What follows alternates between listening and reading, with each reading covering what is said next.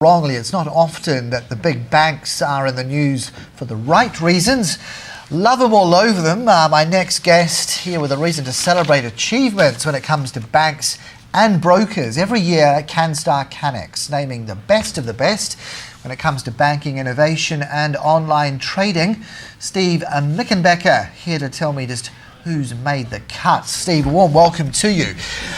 Banking breakthrough of the decade. This is an ambitious announcement that you've made, an ambitious call, and it's one of the ones that, if anything's underperformed when it comes to the Big Four's performance. What's NAB been doing right to stand out from the crop? Yeah, good morning, Carson. Yeah, what they've done is that we've seen sort of probably a 15-20 year trend in fees going up and fees being added and all the rest of it, and it's really been a bit of a take out of the pockets of Australians, rightly or wrongly. And of course it's controversial now. What NAB did is that out of the blue, they said, enough, we're stopping, we're reversing this, and we're going to get rid of those fees. Now, that was a real shock to, I think, the market. I don't think people expected that to occur. It's a real benefit to consumers. It probably puts some hundreds of millions back into the pockets of consumers, as the rest of the industry has, to some degree, but not as fully, followed NAB. Cynics would say, though, Steve, that you know, give with one hand, take away with another, that they, on the sly, would have simply picked it up elsewhere. They would have slashed maybe deposit rates, something to claw back. There's no such thing as a free lunch. No, look, I don't see that, actually, Carson. I don't think they've done that. You see, what we're seeing at the moment is an extremely competitive deposit market, so I don't think there's any room for anybody to actually claw something back there. You do that and you lose deposit market share, and that's really important at the moment because of the wholesale funding situation still isn't good. And with the idea that foreign investors may well be set to further exit this market with that continued uncertainty. Exactly. So where do you go for your funding? Yeah, exactly. So the retail dollar is exceptionally important. So I don't think there's any room to claw back there. And the housing market, the housing loan market, is always a competitive market. So I don't actually see any evidence that they've clawed anything back there. You've said in the last 8 months that NAB's slashed the majority of its fees. I noticed that you don't say all its fees. Oh, no.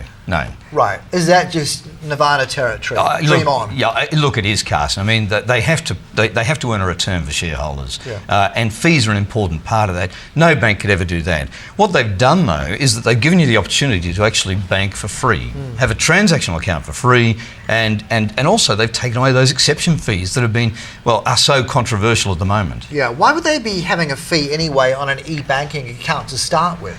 You'd imagine that was the one account across the universe of banking where it's specifically out there as a kind of, you don't get your one-on-one, but you get your no fee as a result. Yeah, look, e-banking is a much, it's a lower cost version for the banks, certainly.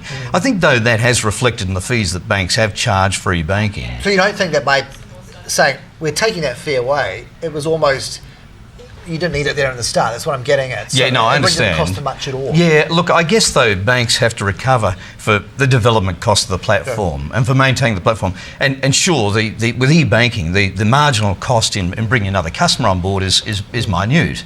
And another transaction is almost non-existent. But they still have to recover costs to develop. And I think all of that reflects in costs that attach to accounts. Did we see the domino effect? Did everyone else follow suit? It was kind of like lambs to the slaughter? Yeah, look, it was, but not to the same degree as NAB. I think most of them have moved and have cut some exception fees, for example, but not to the same degree. But what it has done is that it's said to the rest of the industry, look, we have to do something different here.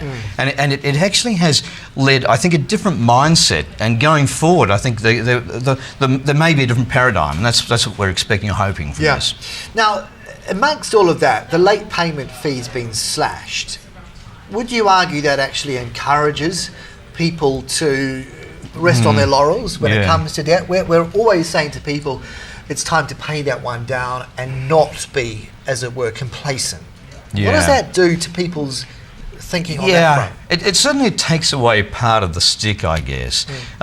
People are still conscious, though, that you must maintain your credit rating. So I don't think people are going to say, well, look, I'm not going to make any repayments. I'm going to skip this month altogether. I don't think they'll do that. But what it does do, I suspect, is that it takes away the pain of being a week late.